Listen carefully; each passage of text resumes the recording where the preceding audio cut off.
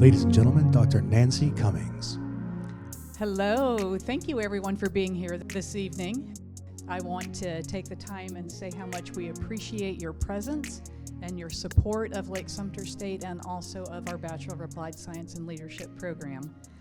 I hope everyone is settling back into a groove after spring break and being at the beach and I guess watching flamingos and resting and relaxing and doing all the things that you do. And I want to say on a very personal level how excited I am to introduce our panelists tonight. It gives me goosebumps to think about being able to introduce these three remarkable people and the impact that they have in our communities. So an advance thank you to Juliana, Christine, and Ryan for being here. And I want to say again a huge thank you for all of you and for our panelists.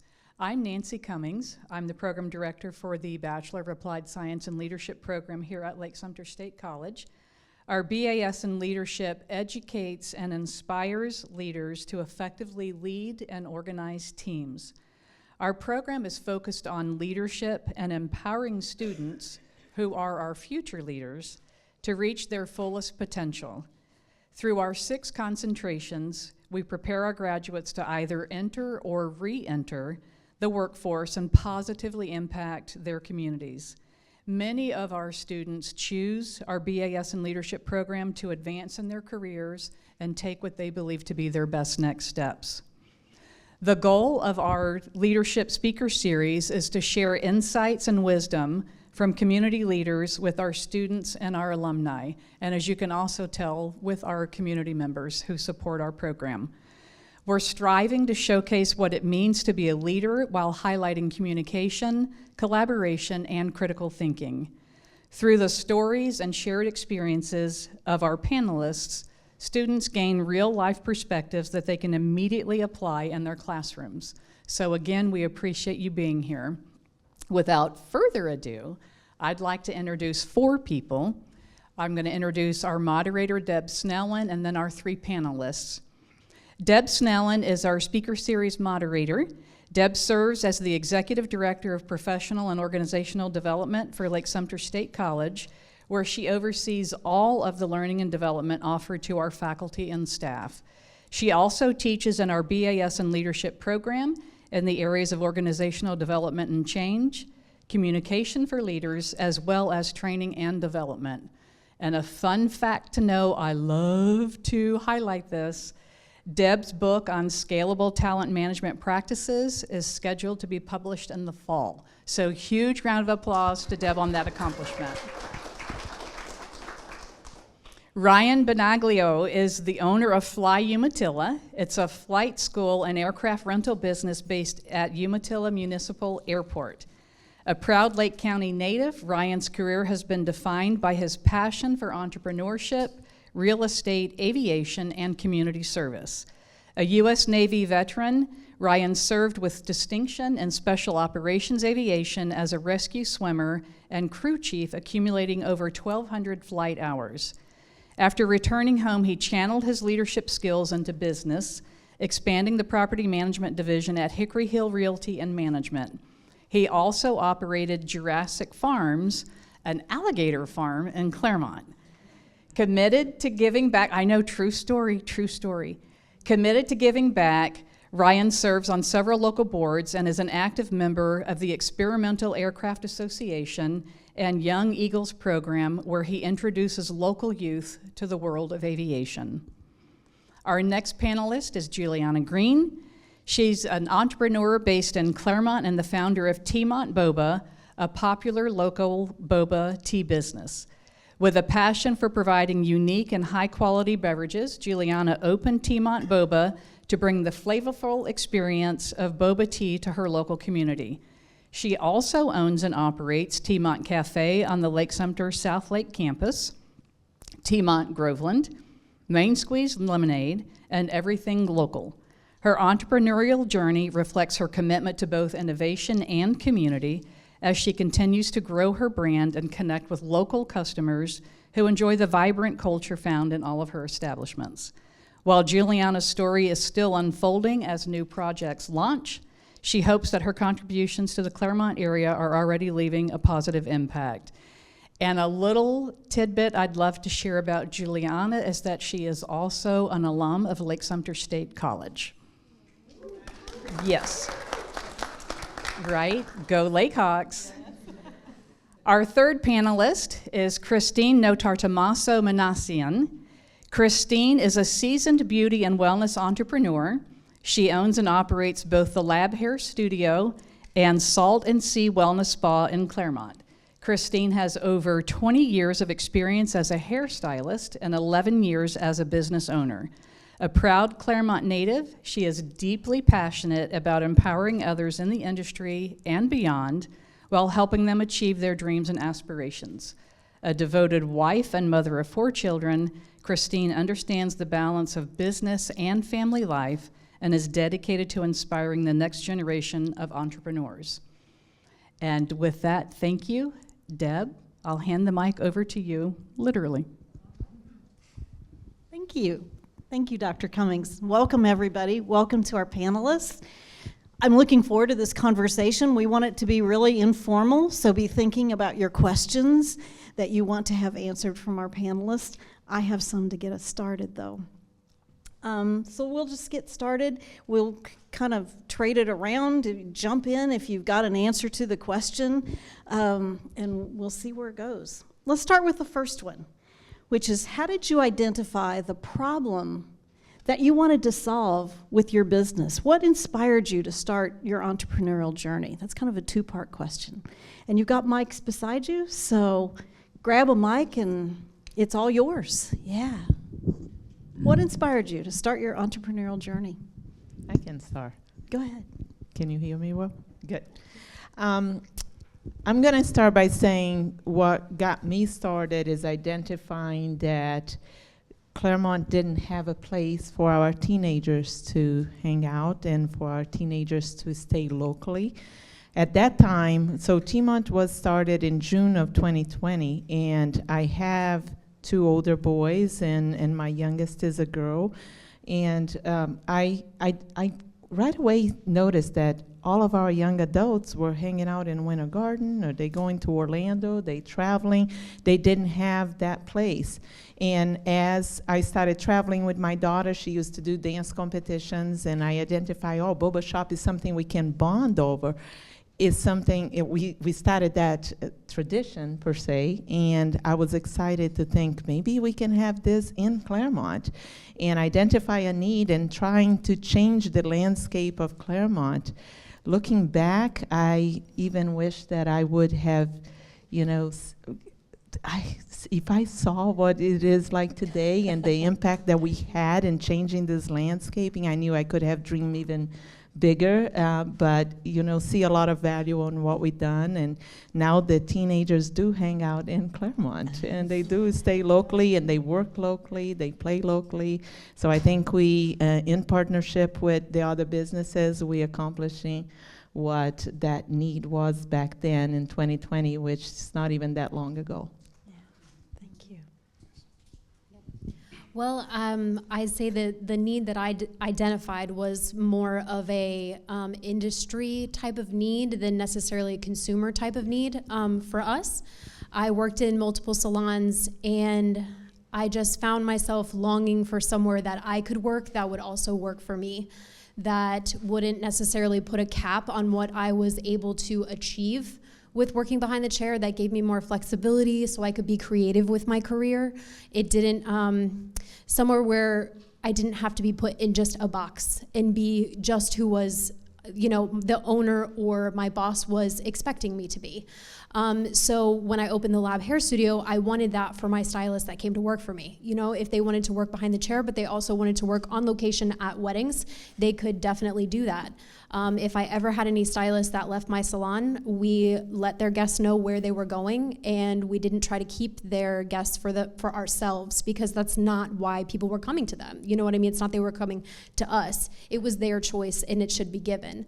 So a lot of, I would say, past salon owners, in my experience, and a shared experience as a whole in the industry, is a lot of owners would try to kind of keep you under thumb, and a lot of corporations would keep you under thumb, and we believe that you should kind of have more freedom, especially since it's a creative industry, to create what you want your dreams and your career to be.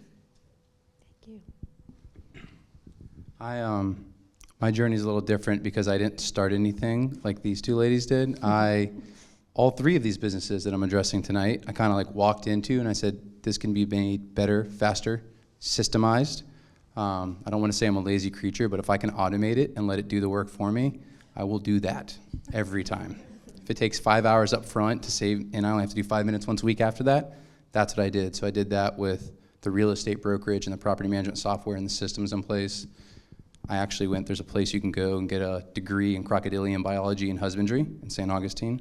I did that. To breed alligators better, there's a process for that. It's very technical, probably not appropriate for this. And then there's, this flight school that I think was being underutilized and wasn't helping fill this gap to let young people become pilots quicker and just automate that. So setting that up and kind of bringing it up to the 21st century. 22nd now? We're moving along. I need to get together with you so we can do boba easier. We have students, as you know, in our audience, and so sometimes students might have this great idea, not necessarily solving a problem, just a great idea. Do you think it's important when you're an entrepreneur to solve a problem, or can you just have a great idea and run with it? Or can you do it either way? I say run with it. I'm a faithful woman, and I say if God gives you that business idea, He will give you the clients. My approach is always, I have a lot of people who come to me and asking questions, how do I do it? How do I get started? I like to say, there's a reason that idea comes to fruition, that is in your heart. I'm a nurse by trade. I worked for Orlando Health for many years. I was very happy with what I was doing. I wasn't looking for the new opportunity. I wasn't looking for the new idea. I wasn't looking for a different way of earning money. But I felt very strong that at one point God was redirecting my plan, that it was another season, that it was time to get something else going and something else started. And it took a lot of courage, and it took a lot of obedience. I came home to my husband, he's in the audience, and I said, I think we should start that boba tea business. He said, you crazy. We're not doing that. You just finished your master's program, is your dream career. We're not doing that. And we took a trip celebrating the graduation, and when we came back, I made an appointment with Small Business Development Center, SBDC, and he actually canceled on me, so I almost didn't go. And then I said, I'm going to go. There's a reason that there is this thing that is bothering me to something is not going away, and I'm glad that I did, because they gave me a to-do list. I had no clue where to start. My whole life I had worked for other people, and I was happy doing it, but I'm very glad that I went and that I took that leap of faith, because it's transformational. And I think we really need to listen to that message and the calling, and much happier, And like I said, I was happy with what I was doing. I wasn't looking for an alternative, but it was just time to respond to calling in a different way. At the college, we do some work with thinking styles, and our faculty and our staff get insight into how they think, whether that be creative, more on the right side or the left side of the brain. When you're an entrepreneur, how do you balance the creativity that you need to start and run a successful business with the practicality you also need to stay in business? How do you make that balance? First, I take it to my banker and say, will this work? And he says no. And then I have to figure out how to make that work, right? That seems to be the go-to move on almost any new idea or anything I want to do. How can I fund this? How can I make it happen? I would say almost every entrepreneur I've met wasn't just self-funded. You have to run that idea through somebody else. You have to find that capital, that financing. If it makes sense, it could make dollars, but not always. So you need to have a lot of sounding boards, and you need to think through that process. I would say every entrepreneur is a professional problem solver at the end of the day. That's like the first thing you have to figure out. There's 1,000 of them a minute. Solve that problem and keep moving forward. So definitely a skill our students need to work on, problem solving. Great. How about that balance? I couldn't agree more with the problem solving. I'm a very solution-based thinker on anything that pops up, and you have to be creative to be able to come up with solutions for those problems, like literally on the fly. So, I mean, that is definitely important, and kind of obviously way more on the creative side. So I have had to find people to support me that have the more practicality. Kind of like you said, like reaching out to those people that can kind of fill in the gaps where maybe you are not as strong. I think that's why we all have our own strengths. That's why we need people of all types, because we can't all be good at everything. So finding those people that can help you out. Anything, Dad? Next question. Okay. What are some of the biggest challenges you faced during the early stages of your business, and how'd you overcome them? Early stages, challenges. Early stages, in my case, it was definitely COVID. I started planning the first store in January of 2020, and the opening was June 5th of 2020, and COVID had just started. We thought over and over, is this even possible? Looking back, we never closed. We were able to remain open throughout the whole COVID. I was also still working at the hospital. I didn't leave right away. After opening the store, I stayed with Orlando Health for another 18 months after that. I actually covered the South Lake ICU for the worst of COVID as their manager and led that team. I was leading the cardiovascular service line, so cath lab, cardiac rehab, vascular team, and ICU throughout the worst of COVID while managing the team and implementing the mask, the distances, and like Ryan said, and financially was tough. We self-funded. When we started TMOT, we had a budget. We did within the budget. My husband is within construction, so we were able to do the build out and do a lot of things ourselves.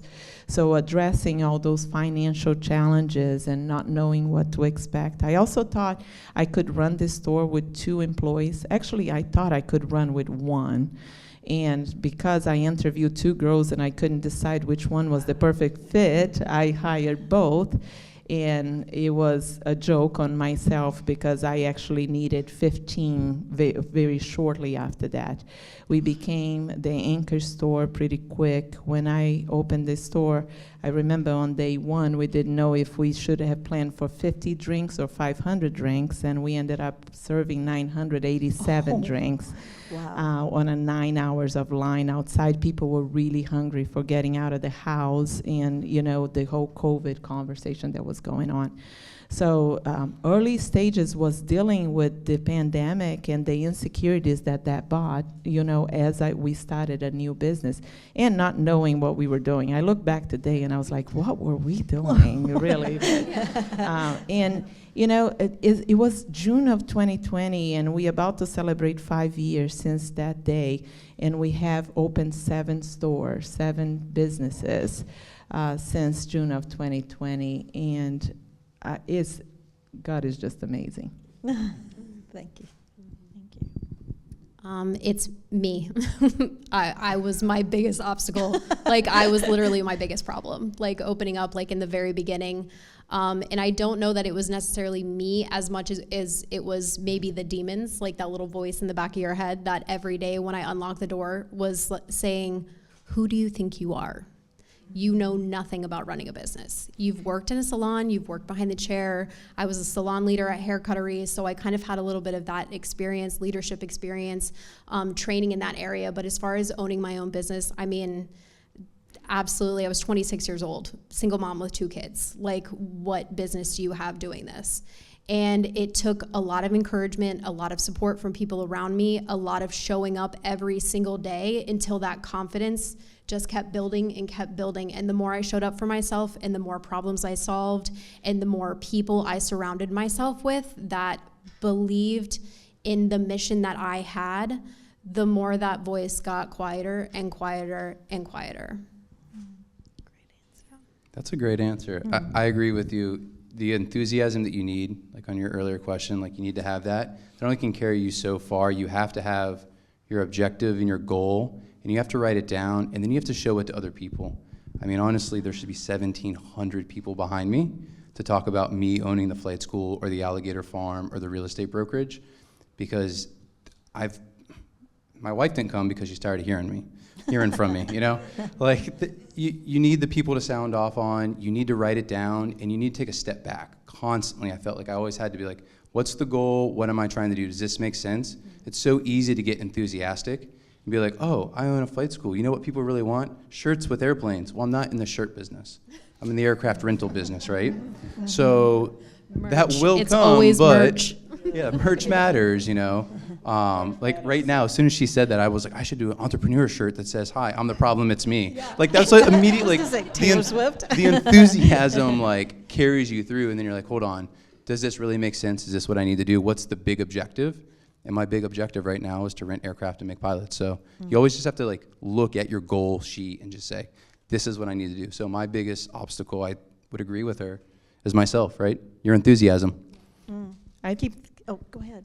Sorry, I thought it was a good time to also bring up that, yes, I think all of us can share that we are our biggest challenge, but I like to bring up often too that I thought I had a big fear of failure, but there's something that exists that is also this fear of success. What can this do to you? This fear of, what if this works out? Do I leave my career? What does that gonna do to my marriage? What does that gonna do to my kid? Are they ready? Are they ready to come with me? I have learned that, you know, I thought initially that it was a lot of fear of failure when it was really this fear of success. What if this works out?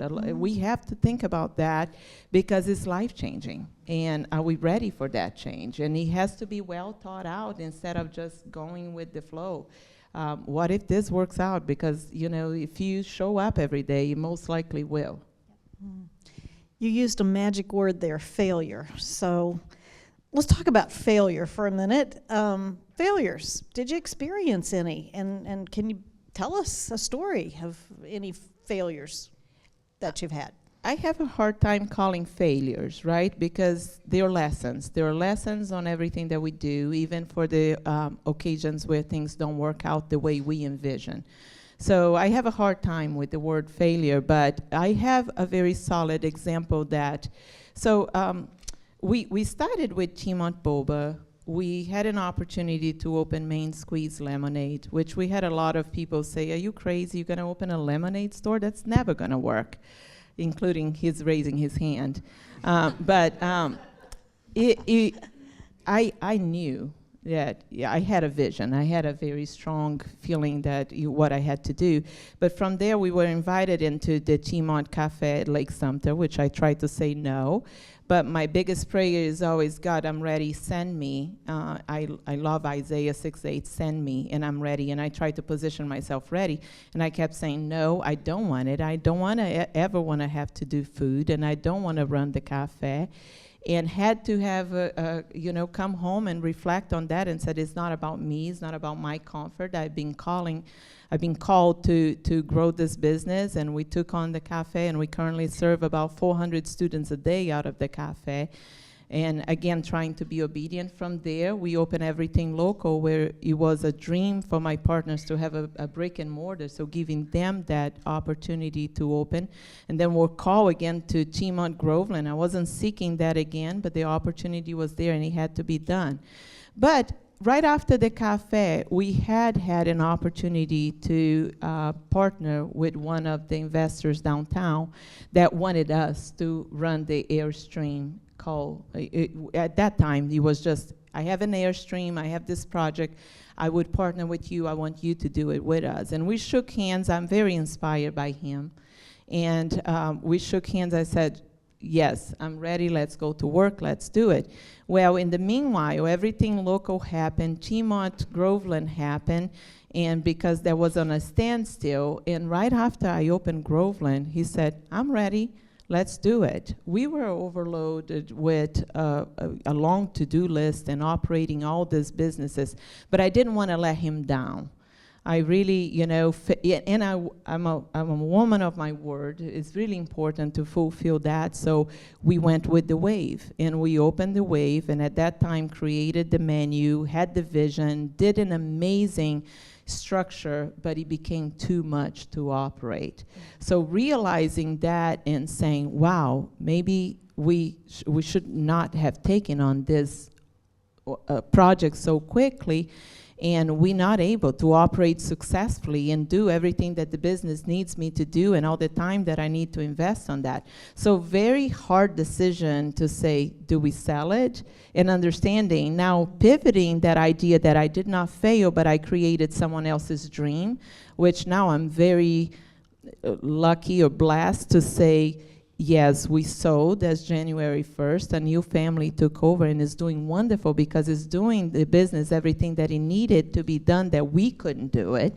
So realizing it, so it's a very solid example that yes, sometimes looking back, maybe I should have said no before we even get started, even though I did make a commitment. We're not in good position to do so. It would have made much easier, our lives a lot easier with some hard decisions, afraid to let people down. And I don't think we did. I think we ended up, you worked out perfect because they needed exactly what we created for them. So I don't call it a failure, but it was definitely a lesson to be learned. That's a good perspective. Thank you. Answers? Yeah, I agree with what Juliana said. Like, we don't call them failures, we call them plot twists. You know what I mean? Where plot things just get kind of like, flipped upside down. As long as you take a lesson from it, then it's not a failure. But definitely we've had some events and things like that we've planned that kind of flopped. Not very many people showed up. And what I took away from that is everything takes way longer than you think it's going to take. Like, you know what I mean? Like, you think you need to be on it at this time? No, you need to be on it at this time. So now I know that if I'm planning an event or I'm planning a special for Christmas or something like that, then I need to be on it 2 quarters ahead of time at least in order for that to be successful. So as long as you're taking those little nuggets of information that you gather and you're seeing that and you apply some self-reflection, then, in the future you can kind of learn from that and apply it and, hopefully avoid fires instead of having to put them out. Yeah, good point. I can see long obstacles because I stand on a mountain of failures, and the failures came, and there's a lot of ways. They don't have to be my own failures. So there's 3 separate people up here, right? Doing 3 very separate businesses with almost similar views on things, and there's a reason for that. I would ask a million people, well, what did you do when you were running XYZ? Or what about during your landscaping thing? And they would tell me all the pitfalls they had, and you can learn from those, right? Mm-hmm. I mean, we're at a college campus, and everyone here knows to read. Like, I can tell you to read books, obviously, you guys are doing that. But talking to other people and listening from their experiences and their failures, I think you can learn more from failures than successes, because yours might be unique and your definition's different, but there's clear things to learn. Another lesson a failure that I had was hire really quick and fire even faster. Like, if there's not the right person to help you, you have to remove them, Like, you need to keep it going forward, and I would say just learn failures from other folks if you can. Everyone's willing to help you. That's very surprising. I mean, how quickly everyone was to come here and sign up for this. People want to help you. Mm-hmm. Ask a lot of questions. Sounds like ask a lot of questions. How do you approach risk-taking in your business? Taking risks. I mean, I fly little planes from 1967 every day. Define risk. So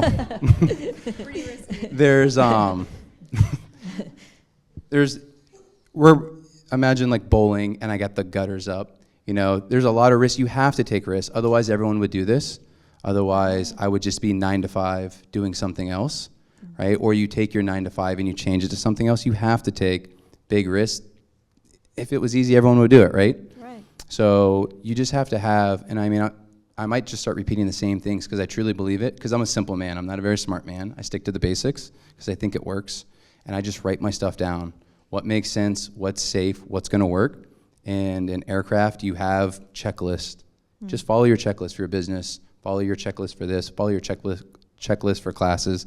Life's kind of simple when you boil it down to the basics. So you have to take the risk, absolutely. It's a risk driving down 441 now. You got to do it, right? Exactly. Right. Any other comments on risks? No, I agree with Ryan. We always taking risks. With Kevin and I recently, things come to us without us seeking. We have built a report that opportunities are coming and the no's are becoming much harder than the yeses. So we have a calculated risk, but it's a risk. Even this new location, we just moved Timon to a new location as of this past Friday. And they approach us saying, we really had a meeting and there is 15 people on the list, you on the top of the list. We really want you to consider. And it was a risk, again, because we keep looking forward to that day where we're going to settle a bit and take a vacation, and it's not coming. But it's constant, but it comes with big rewards. I think it's a calculated risk, though. We have said some no's recently because it's not the right time, it's not the right fit. So it's really, that's the challenge. How do you navigate knowing when is the right time to say no, when is the right time, the right people to say yes and say no to? So far, we have been very blessed with good opportunities and have, instinct is a big one too, right? So I always felt that throughout my whole life, I fell into leadership positions. With a short amount of time, I was always asked to lead one way or another, and with that, it comes with a lot of required instinct to know how to make the right moves at the right time. Good point. Anything else to add? I'm a little bit of a wild card. I'd say, I measure a lot of my risks in love, and kind of what we were all talking about before we even came in here was community. And that's what I mean by measuring my risks in love is the people that are surrounding me and the community that I've built, the relationships that I've built.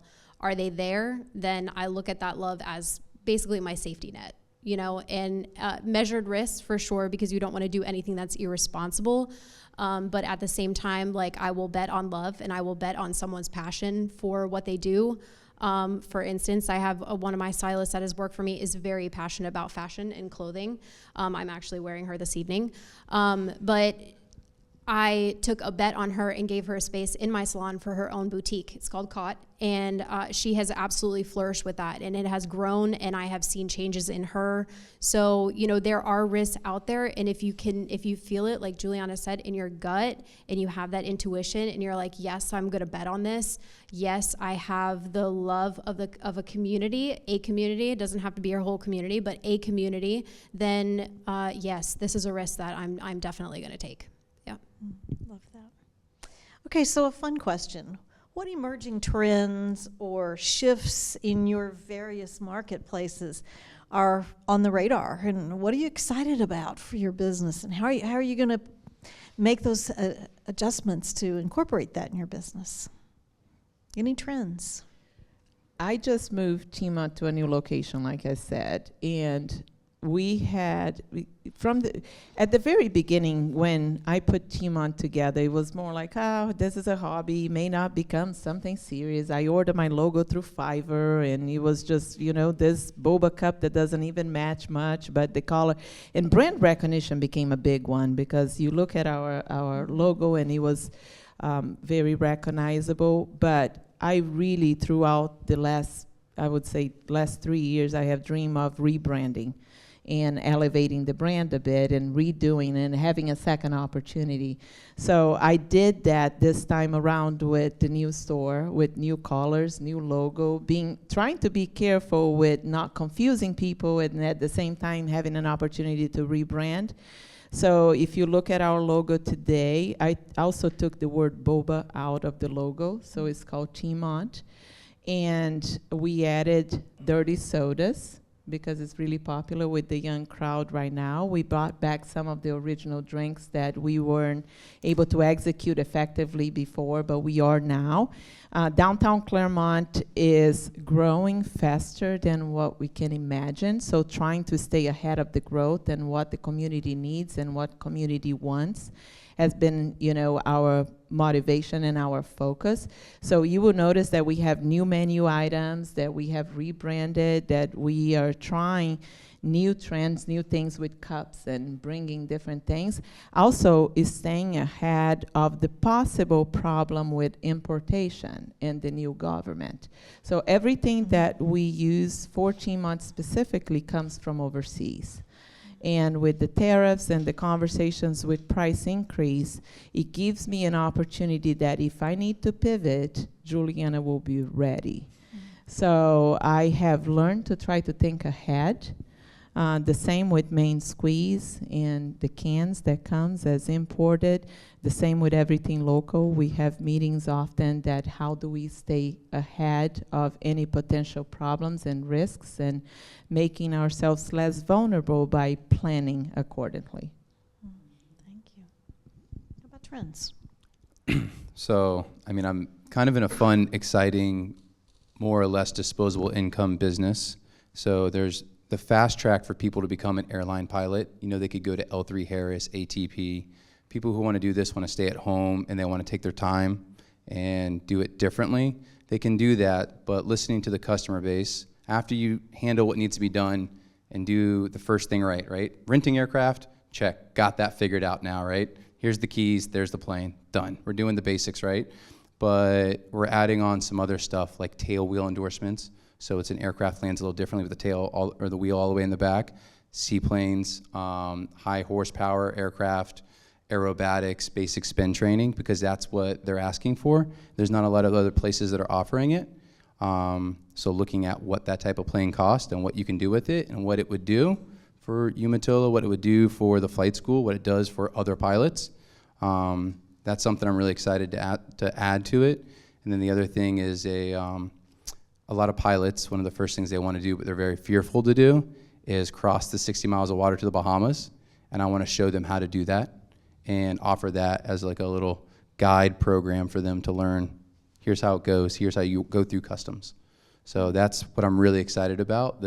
We'll add on and add in a little bit of insulation and make us unique. Add it like a little feather in our cap, right?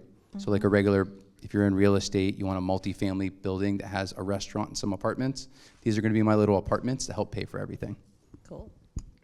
Thank you. Trends for my industry in the salon, they shift very quickly as a stylist. So we go from literally Kelly Clarkson, stripes to something that grows out more organically. We go from tape and extensions to now sew and extensions. That's a bit easier to kind of keep up with. I would say beyond that is what are stylists, specifically up and coming, like the new generation of stylists, looking for in a salon. They're looking for definitely meaning. COVID was also a big pivot point for us. I feel like it was just like someone took like the Monopoly game and just like shuffled it all up, everybody moved everywhere and this person was getting divorced and these guys were getting married, and it was like everyone's life was completely flipped upside down and changed. Their trajectory was changed. And so what I found coming out of that is a lot of my girls were interested now in going off into like these different directions. And the reason I opened my salon was to give them the opportunity to do that, anyone that worked for me. So we moved from being a commission-based salon over to a booth rental salon, which gave them the capability and opportunity to carry whatever products they wanted to carry, to charge whatever prices they wanted to charge, and still be together as a team to be able to support each other and to learn together.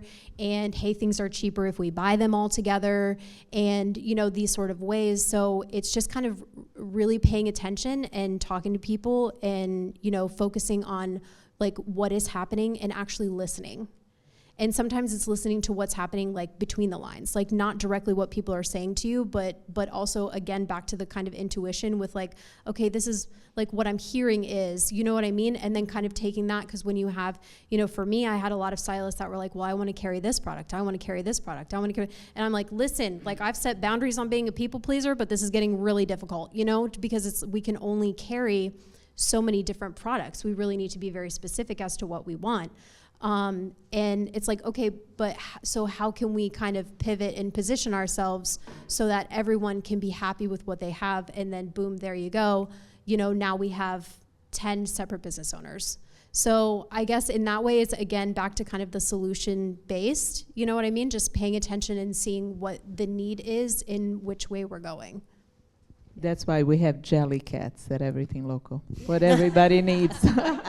Everything That's how jelly we got cats. to jelly cats and Newton and bog bags. Yes. So Everything Local is a completely different operation and a completely different beast. But it goes out a lot with what Christine said, is addressing that need and solution base. We can't get jelly cats right now, so that's the problem. Ryan, you'd mentioned earlier having all these people behind you that were part of your success. I'd like to hear from each of you the power of networking, and what role did networking play in your success? So I'm about to have my first son, which has me super psyched out of my mind. But I just keep going back to this phrase. Well, first I'm thinking karma, but second I'm thinking it takes a village. It takes a village for a child. I'm gonna need all the help I can get. If anyone's gonna offer babysitting, he's due in August. The second thing is that it takes a village to make a business. You have to listen to these people, and you don't have to listen to everyone, but you really should listen to what they have to say, because there is the village idiot. They will try to steer you wrong. There is the person who's going to say it can't work. You have to have your counsel. My wife is my best friend and my partner, and the first person to say, yeah, okay, but how? Right? You need that. So you need all these other people, and there's not a single thing I think you can do by yourself. You can't even be a truck driver by yourself, because you still need fuel, you still need this. You need the city. We were talking outside about, she's essentially, gifted at city politics at this point because she's putting up a building. Like, you have to do that. You have to network. You have to have these people involved. Doing charity and giving back feels good, and it feels good for a reason, because we're programmed that way, because we're meant to do it. So I enjoy helping out with young eagles and watching kids fly for the first time, or doing flights for people who couldn't really afford to it, but they get to do that as a birthday present. That feels good, and it also helps, and it networks to something else. I got invited here because Dr. Shelley was like, hey, I'd like to do a flight. Well, I really can't do that, but I'd love to help. And then all of a sudden, would you like to talk? Well, sure. I mean, if someone wants to listen to me, I guess I'll show up. So you have to be open to that and ready to receive, and just take what they're going to give you and listen to it. But the Chamber of Commerce, those type of things, networking, that stuff matters. It's there for a reason. Otherwise, it would have fallen off, right? Chambers they're great. They're great. Chamber of Commerce. Yeah, the South Lake Chamber of Commerce, I give them a lot of credit.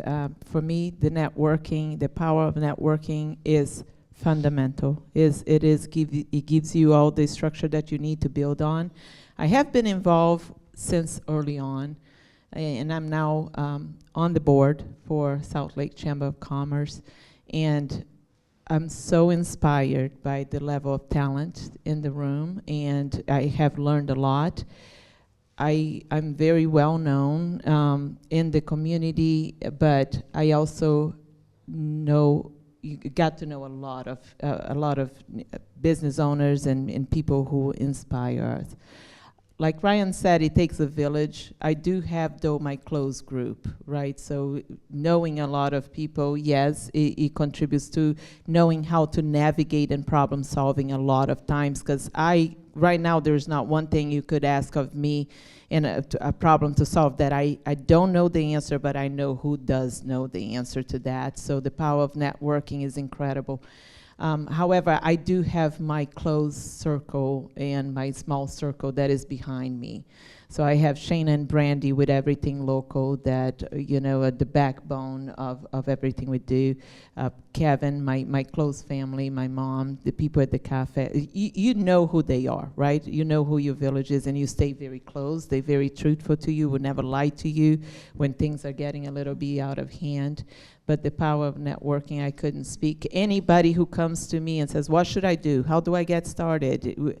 the first thing I said, join me for Coffee with the Chamber, join me for that meeting. And that's how you know, too, if they are serious or not, if they're going to show up, and if they're going to show up consistently.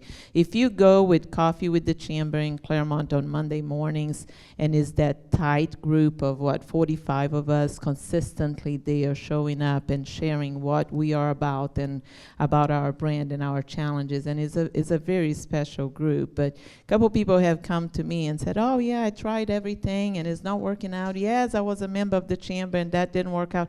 Never seen them on a single meeting, never seen them, you know. So the power of networking, I couldn't speak any higher of it. It's really, really important to get involved early on, introduce yourself, come out of your shell, shake hands, and getting to know and learn how to listen, right? The stories are really important about what people stand for, and in knowing who to trust and open up your heart with your challenges and confessions.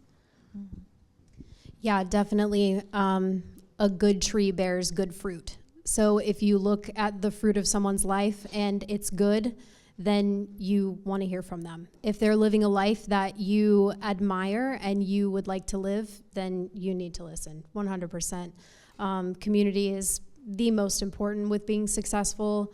Like Ryan said earlier, you can't do it on your own. It's impossible. As far as listening, you know, seek wise counsel in what you're doing. I have, in a coaching program that I went through, they said, you know, identify your square squad. So who are your 4 people that you can go to that know you well, that have a good head on their shoulders, that aren't just going to be yes people, just people who are going to tell you yes, yes, yes to every idea. You know, someone that's really going to keep you grounded, especially if you have an entrepreneurial spirit, then you're probably flying high. Tons of ideas. We could go on and on for days, right? Like, give me a poster board and a pack of markers and I would be happy all day long coming up with ideas. Like, someone's like, hey, I want to brainstorm. I'm like, what time? Let's go. You know what I mean? Let's do it. So, but like, back to the community portion of it, you know, what are the nonprofits in your area? How can you get involved? How can you give back?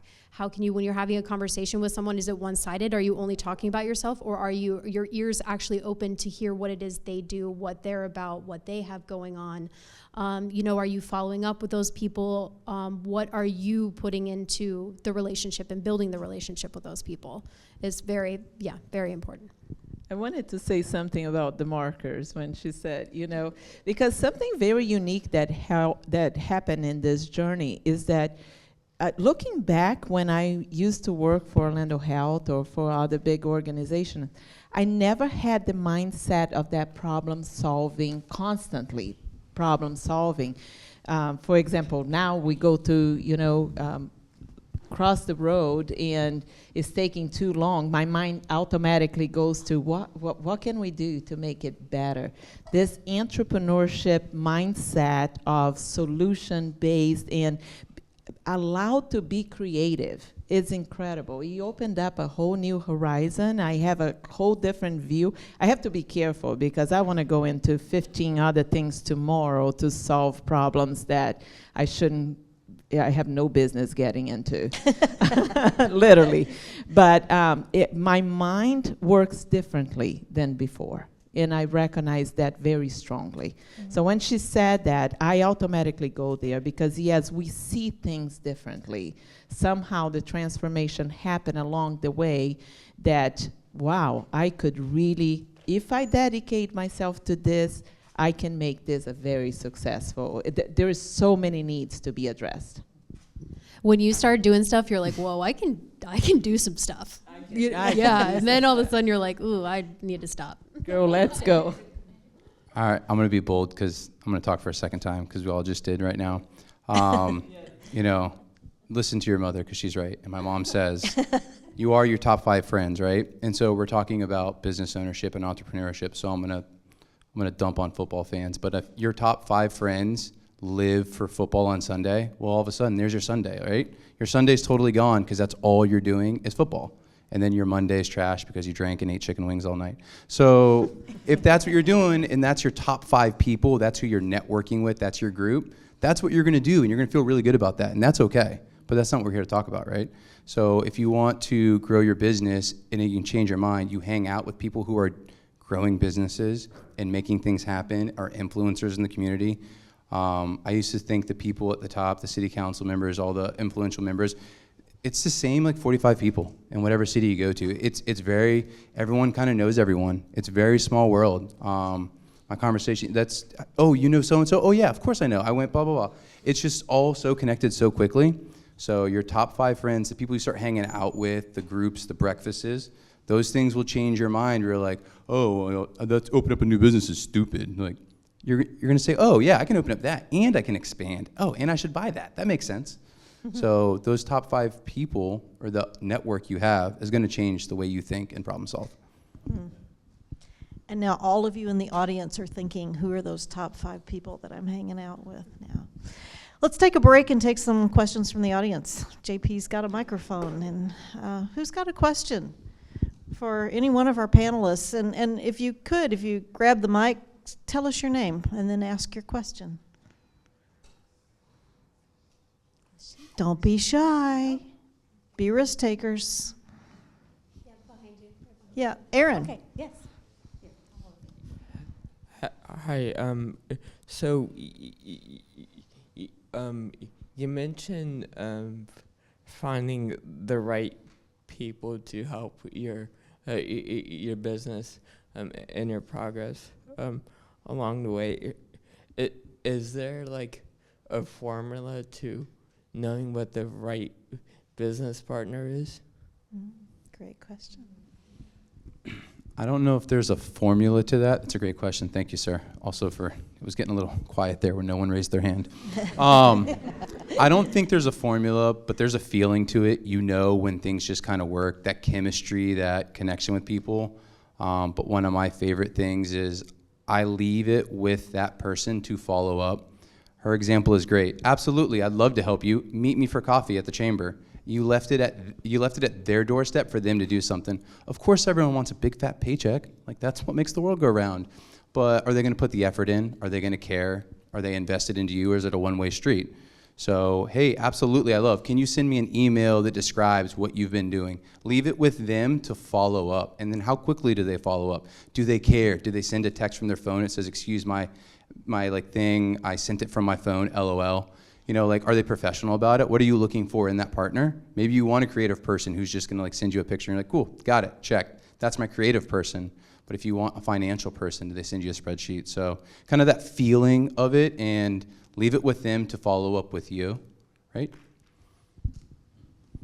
I think for me is a big red flag is when they're not showing up, okay? Actually, for the Wave, we tried a partnership. We had already a successful partnership with Everything Local, because Brandy and Shayna make it very easy. It's textbook perfect how we connect and how we are driven individuals for a bigger cause than us, and how we believe in the business. So because that worked out so well, I fell into believing I could replicate that a lot easier than what ended up happening. So the minute we identified that we couldn't operate the Wave successfully, I was looking for someone looking for an opportunity to give them that opportunity to operate. And I have a good friend of mine, and there was a cousin of hers who was going through a divorce and needed an opportunity to get out of that relationship. And we said, perfect, we have a problem to solve, and she's looking for that opportunity, and we brought her on board with no questions asked, no background, no opportunity to show up or not showing up, until she moved her life here from 2 hours away to get this started, and this what she thought was going to be completely different than what it was, because within 2 weeks of shaking hands and getting that started, she wanted a paycheck. And it wasn't going to work like that. It literally takes months and dedication and showing up, and she wanted to hold me accountable that she was working longer hours than the employees and she wasn't getting paid.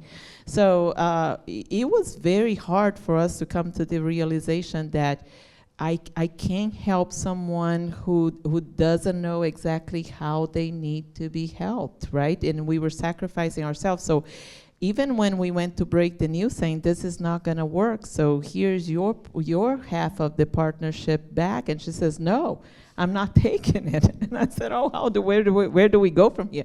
So it was a big lesson to learn, and we now know what we don't want. We don't know exactly what we want, but we know exactly what we don't. We cannot, not everybody's cut out to do this. Otherwise, everyone would do it. She clearly didn't have the instinct necessary. She had the wish that it would be there. Nothing against her. I'm not speaking, I'm not putting her down by no means. I admire her wanting.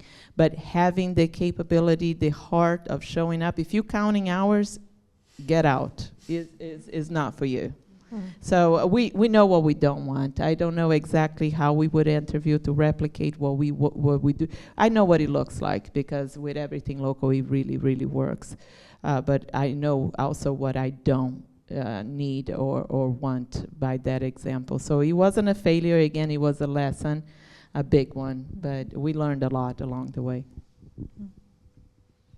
I think also with they kind of covered like the partnership as far as like going into business on a partnership basis. But I know like on another side of that is like vendors that you're gonna work with. So I think it's really important for me personally, I can't speak for everyone. For me personally, the vendors that I'm working with, that's everyone from my CPA to my sales rep to, you know, maybe my insurance agent, all of those people. I like to work with people that are in alignment with my mission and kind of the goal that I have in mind and the way that I like to do business. And, you know, sitting down, having a conversation with them, are they showing up for that? Are they responding to your emails in a timely manner? Are they kind of on board with what it is that you have going on? Exploring your options and then kind of seeing who, I mean, any vendors that you work with, any partner that you work with, you're going to be spending a lot of time with them too. You're going to, you know, have to have some uncomfy conversations. They're going to be all literally up in your business. So just kind of seeing how you work together. Yeah, and then using that intuition and going from there.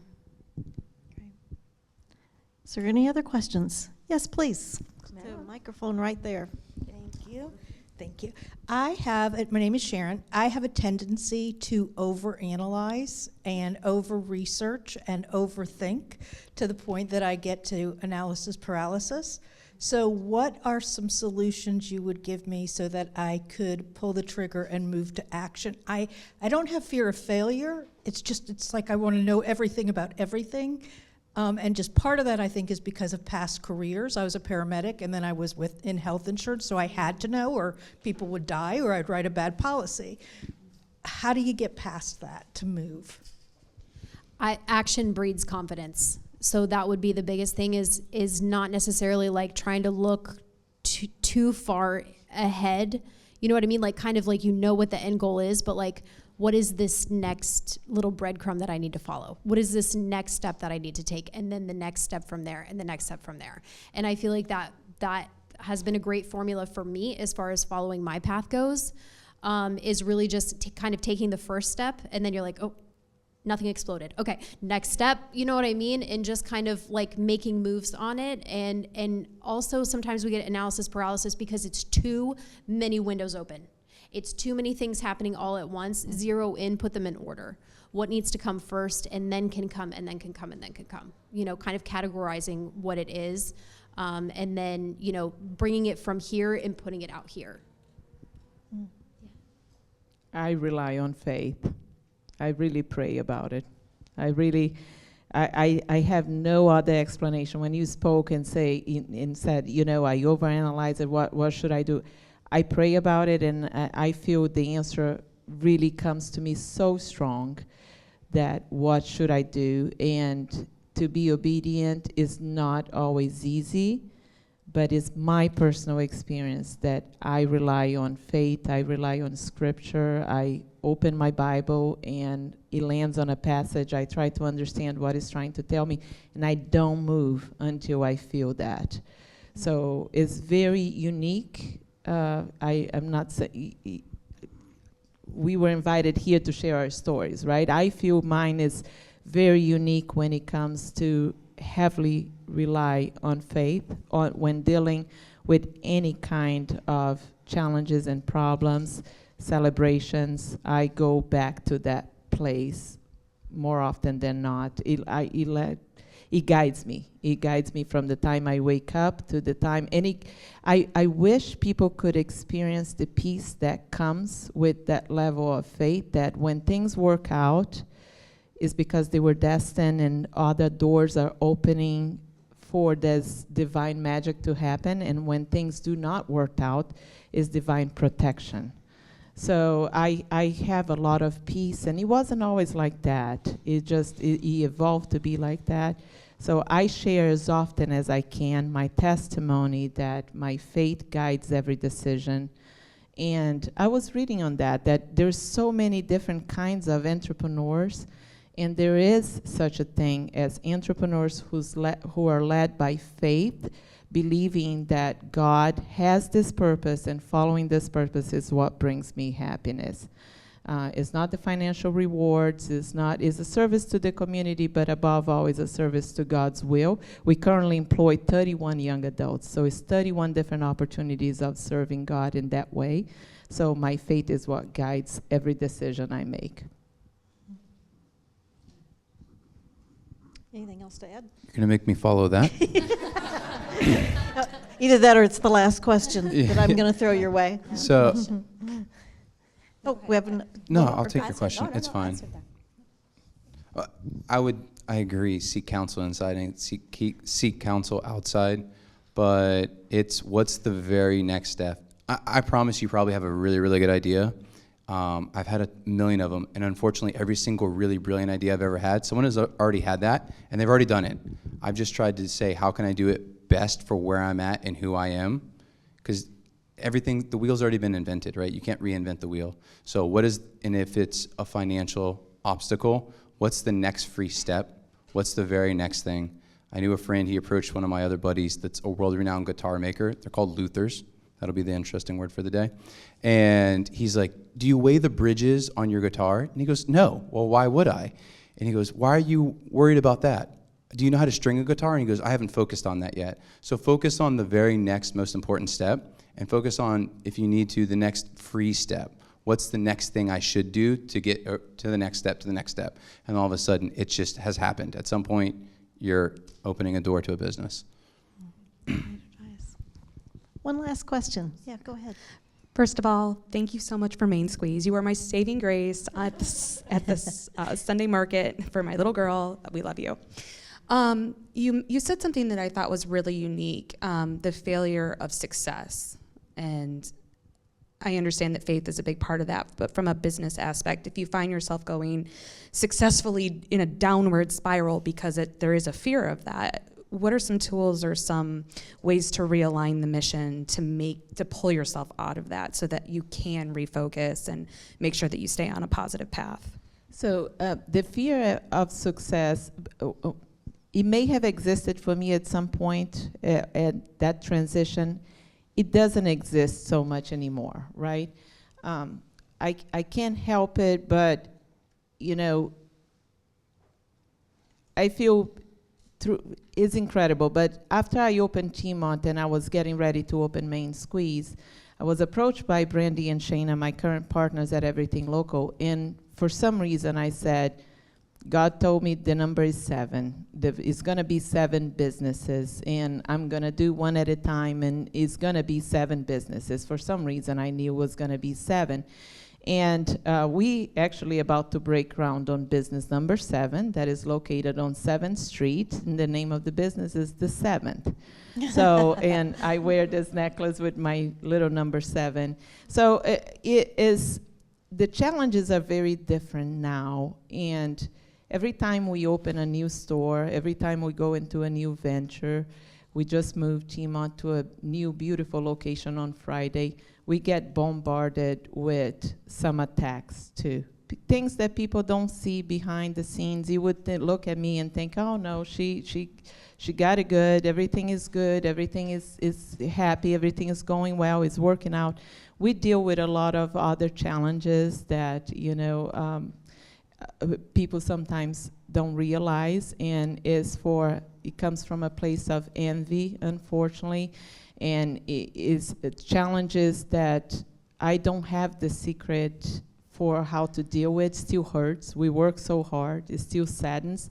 But at the same time, I'm like, if you can have a mindset of someone who's just starting and have one little corner inside of a shared space, or you can think of a big, corporate guy who's really going to deal how to brush this off and keep going because the mission is much bigger. So I have a choice. I had a choice last night on which way to go, and our minds still play big games with us. And another thing that comes to mind is that the human tendency sometimes can be of then saying it's because of all the attention, it's because of all the articles, it's because of the 150 people who showed up for me on the ribbon cutting. And it being too exposed to people's opinions, and the human nature is to retract into a shadow, but that's what the other side wants me to do. That's not what God wants me to do. He wants me to keep shining and shining big. So I have learned that, because at one time I did retract into the shadows and realize, this is not what we designed to do. This audacious is who we are. Audacious is who we are supposed to be, and that's what I'm gonna be. And so I don't have that failure of success anymore. I'm ready. I'm ready for the next thing. I'm ready to do it. And it could be 700 stores. It doesn't matter. It could be 1, or it could be 7. It could be 700. It doesn't matter. What matters to me is what impact are we having on this generation that we're creating? What impact do I have on the 31 young adults that I employ, and what am I teaching them to what's important, what makes them happy? What contribution do I have to the community where my kids are going to raise their kids? For me, I don't look at numbers anymore either. I mean, I'm very proud of the fact that I do not look at daily sales anymore. And I don't care if it's whatever business you in, it's just a different level when you're not doing it. Yes, is a battle that I have with myself, that finances are really important. I cannot continue to do more things and contribute to the community without the financial rewards that comes from owning a business and being a good steward. However, I'm very proud, too, of the fact that I don't look at daily sales, because it's not what drives me, it's not what motivates me, and God will take care of that part for me. So gave up a healthy salary when I left that Orlando Health. We've been able to accomplish a lot, too. And I'm very proud of what we've done, but it's taking one. I'm ready for the next thing. I'm ready to meet the next person who needs an opportunity, and to, maybe fly Umatilla and hair salon. And I can think of a million things we can do together. I love it. Thank you so much. I have thoroughly enjoyed hearing from you tonight and hearing all of the tips that they have provided to the students that are in the audience and any aspiring entrepreneurs that are in the audience. Thank you so much for joining us and sharing your stories with us. And let's give them a round of applause and certainly patronize their businesses. Thank you again. Safe travels home, everybody. Thank you. Thank you for having us. Yes, thank you very much.